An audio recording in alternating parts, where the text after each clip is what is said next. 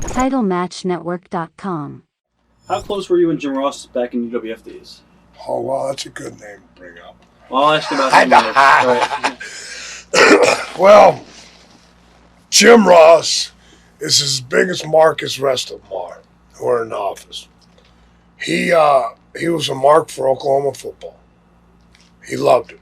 He loves how it was developed, everything went, and this and that. And, he knew I'm this close with Barry Switzer, and we was okay, good friends, back in them Mid-South days, and then we got up there to Jim Crockett, and they broke my arm, and we got Barry involved, and Jim got to meet Barry, and that was a big deal for Jim, it was kind of neat, be on the Oklahoma football field with Barry Switzer, this is, being out there with Emmett Smith, somebody like that, but hey, those were good days.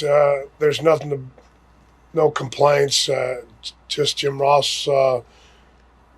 Jim Ross became bigger than life in his own self. He got beyond what Jim Ross should be. Do you think Vince Russo played you guys against each other because Vince Russo didn't like Jim Ross in Titan? I'm talking. Sure. There was that kind of deal in there. Bottom line is how do you bring a guy into business who has done everything?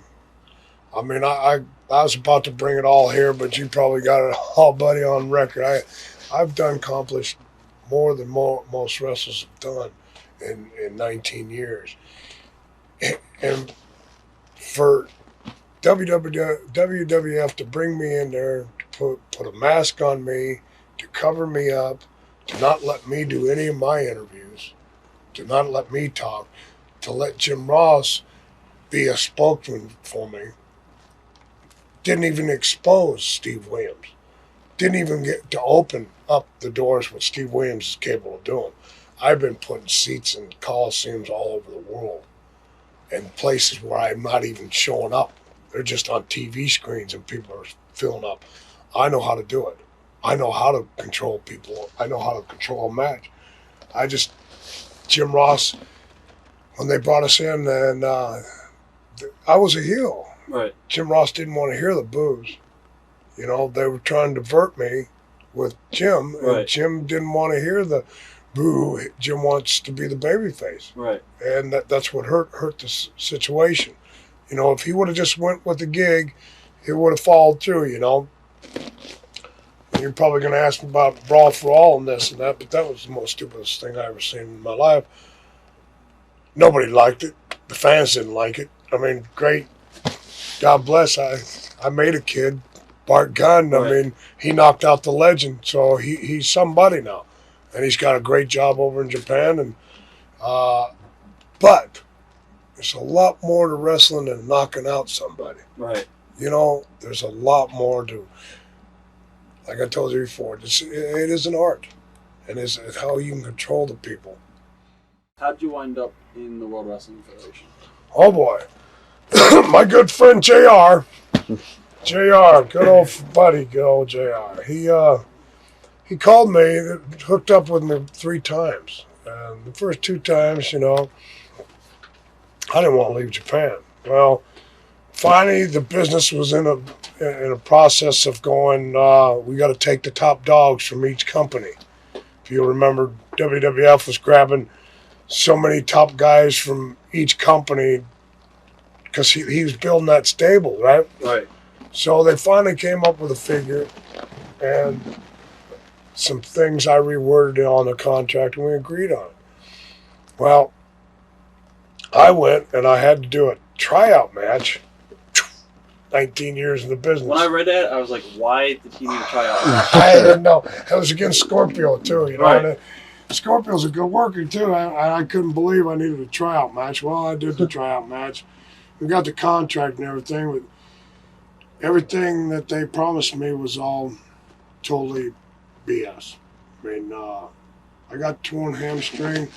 I've got a torn hamstring and a butt muscle I'm going to have for the rest of my life because of how WWF performed their services with me. They did this Brawl For All. Were you pressured into that at all, or was that for $100,000? Right. $100,000, man. I was looking at $100,000.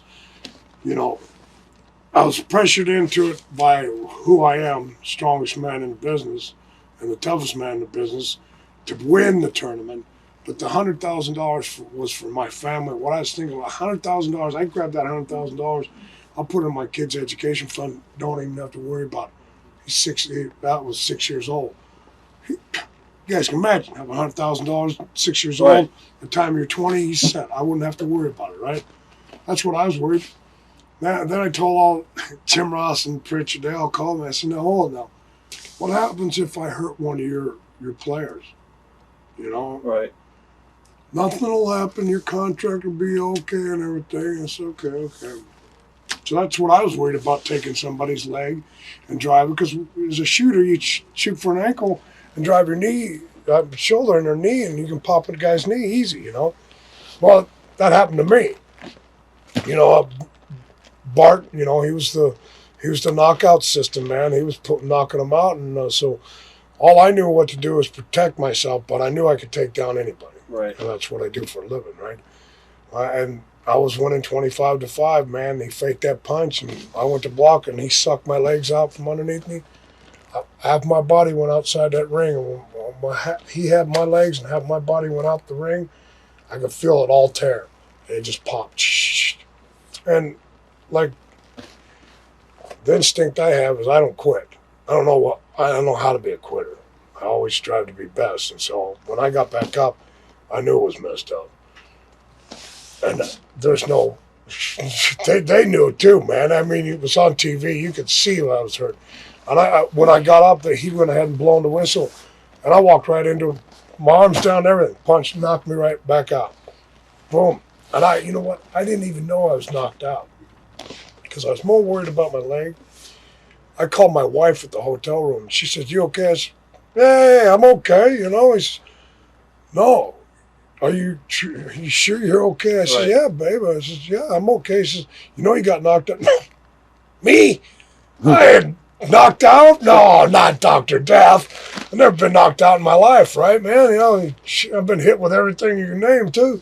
And hit with the strongest guys. And I said, no. He said, "Oh, yeah, your eyes were rolling in the back of your head. You look like you were trying to swallow your tongue." I said, no, me, right? Tough guy, right? Steve Wayne.